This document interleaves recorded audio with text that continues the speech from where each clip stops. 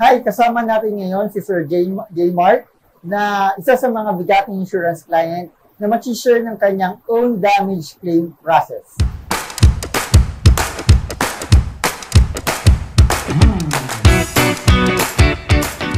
Sir, kamusta naman po yung service ng Drench Autoworks?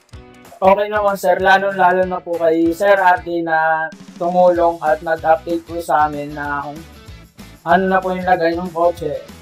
Meron naman pong bagay na may oras na sinabing ayun lang po naging problema na akala ko po na okay na pero hindi. Pero okay lang naman po yung kasi na-update niya naman po kung paano yung sitwasyon ng sasakyan. Kwento niyo naman sir kung paano po kayo tinulungan ng bigating insurance sa claims process. Ayun po, lalo na sa mga agent ko po na tumulong sa akin. Marami po silang tumulong sa akin sa pag-asikaso.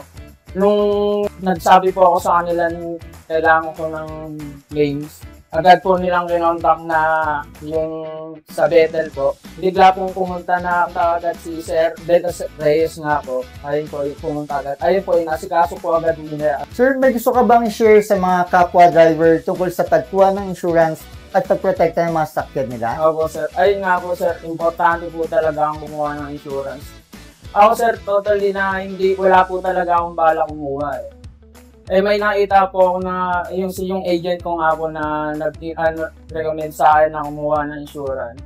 Ayun po, inganyo po ako na totally una po talaga wala po akong tiwala sa mga ganyan.